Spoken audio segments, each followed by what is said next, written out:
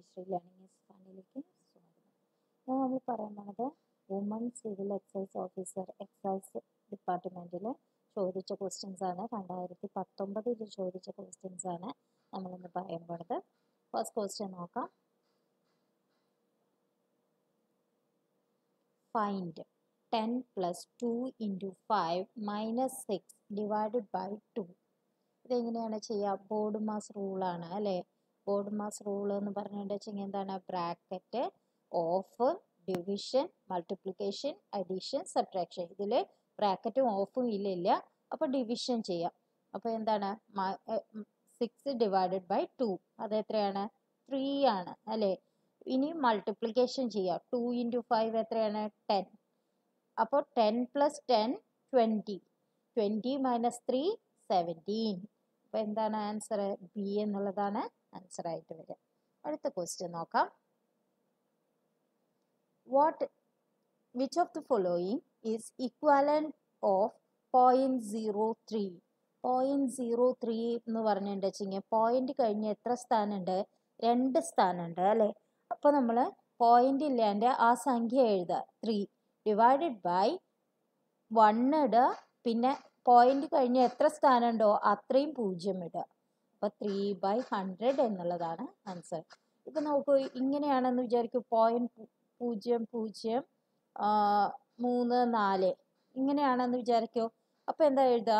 34 ഇതിൽ എത്ര സ്ഥാനമുണ്ട്? 1 2 3 4 അല്ലേ? അപ്പോൾ 1 കഴിഞ്ഞ് 4 zeros ആഡ് ചെയ്യുക. അപ്പോൾ ഇങ്ങനെയാണ് വരിക. ഇനി 0.9 ആണെന്ന് വിചാരിക്കൂ. അപ്പോൾ എന്താണ് ചെയ്യുക?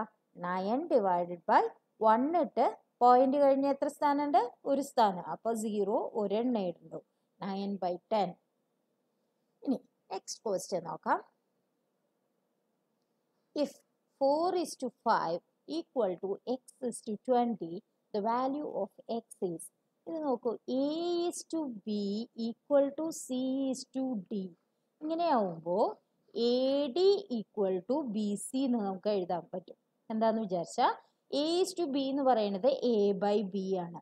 c:d എന്ന് പറയുന്നത് c/d ആണ്. അപ്പോൾ നമുക്ക് എന്ത് ചെയ്യാം? AD = BC എന്ന് എഴുതാം. അതാണ് ഇത് എഴുതിയത്.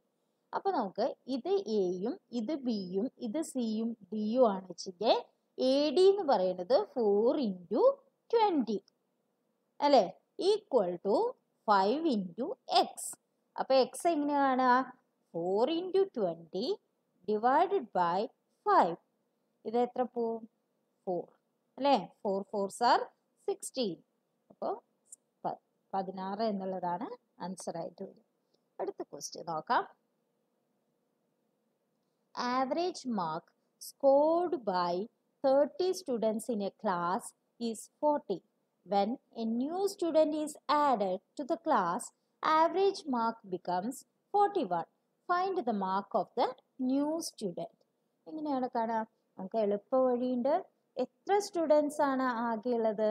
30 സ്റ്റുഡൻസ് ആണ് അല്ലേ? 30 സ്റ്റുഡൻസ് ഉണ്ട്. ആവറേജ് ന്യൂ ആവറേജ് എത്രയാണ്? 41. അപ്പോൾ new average plus students, number of students into change in numbers, അതായത് ചേഞ്ച് ഇൻ ആവറേജസ്. അതായത് 40 ഉള്ളത് 41 ആയി. അപ്പോൾ 41 - 40 എന്ന് പറഞ്ഞാൽ 1 വരുള്ളൂ. അപ്പോൾ 41 + 30 അത് എത്രയാണ്? 71.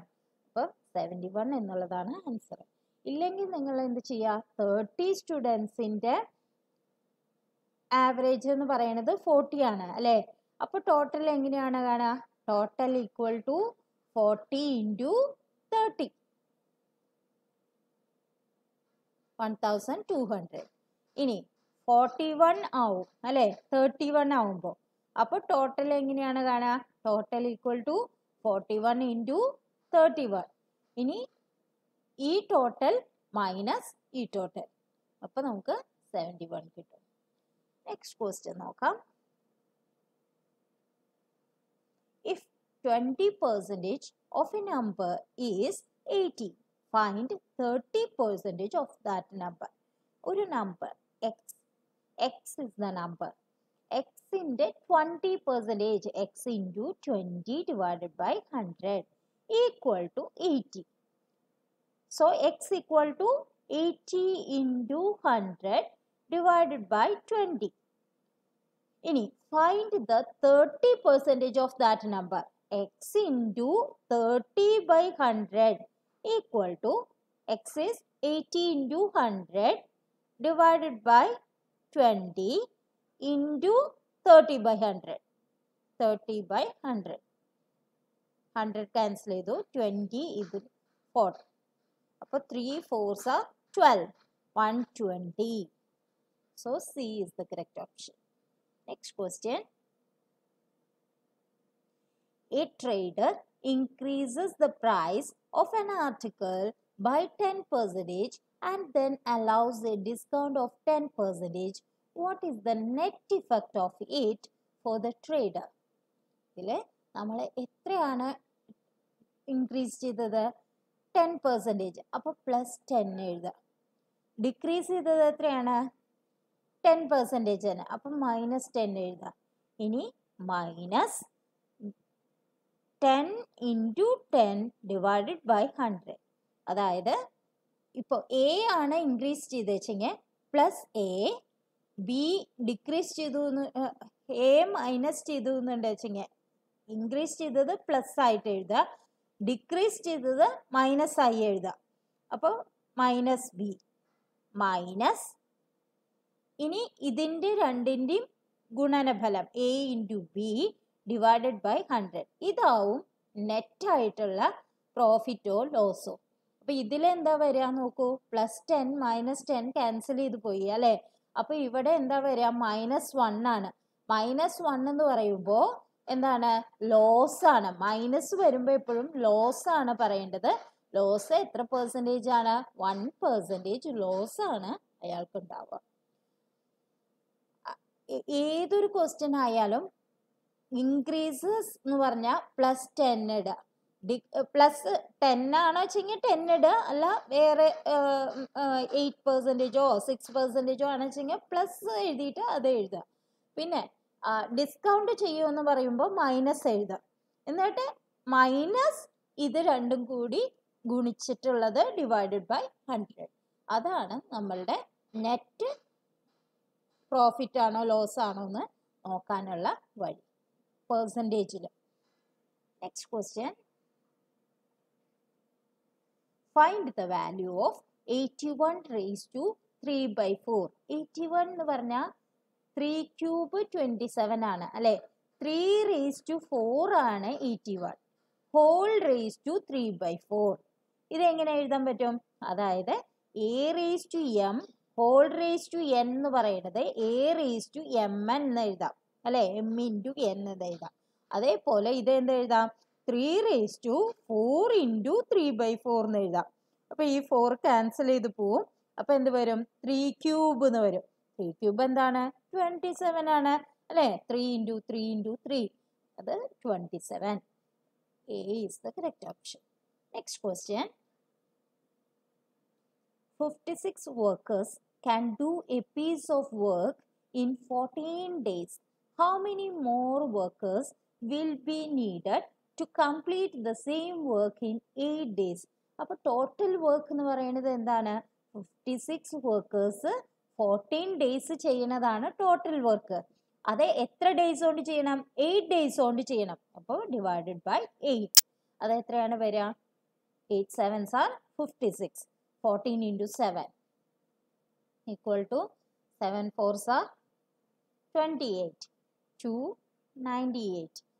So how many more workers? So 98 minus 56. 42. So D is the correct option. Next question. Write the next number in the sequence. 4, 9, 25, 49, 121. 4 means 2 square. 9 means 3 square. 25 means 5 square. This is the prime numbers 2, 3, 5, 7 square, 11 square. Next one.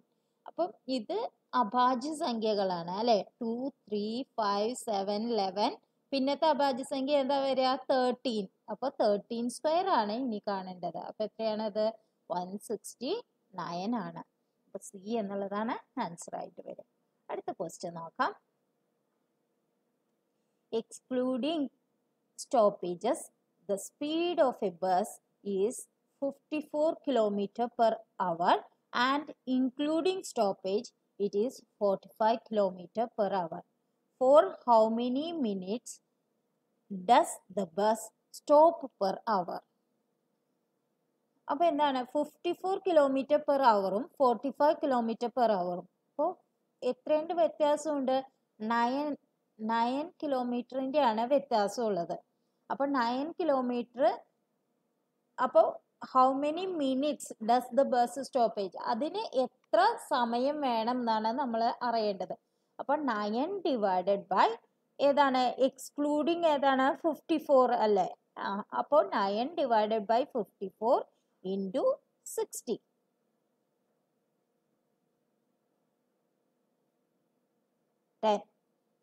10 ആണ് answer. അപ്പോൾ എങ്ങനെയാണ് നമ്മൾ കണ്ടത്? ഇതിൻ്റെ 54 minus 45 ചെയ്തു. അത് 9 ആണ്. അപ്പോൾ ആ 9 കിലോമീറ്റർ സഞ്ചരിക്കാൻ വേണ്ട സമയം അതാണ് നമ്മൾ കാൽക്കുലേറ്റ് ചെയ്തത്. അതായത് 9 ഡിവൈഡഡ് ബൈ എത്ര kilometre per hour? 54 kilometre per hour into 60. അപ്പോൾ എന്താണ് വരിക? 10 ആണ് ആൻസർ വരിക. ഇന്നത്തെ ക്വസ്റ്റ്യൻ നിങ്ങൾക്ക് എല്ലാവർക്കും ഇഷ്ടമായെന്ന് വിചാരിക്കുന്നു. നിങ്ങളെല്ലാവരും ലൈക്ക് ചെയ്യുക, മറ്റുള്ളവർക്കും കൂടി ഇത് ഷെയർ ചെയ്യാൻ ശ്രമിക്കുക. ഇനിയും കൂടുതൽ ക്വസ്റ്റ്യൻസുമായി നമുക്ക് അടുത്ത ക്ലാസ്സിൽ കാണാം. Thank you for watching.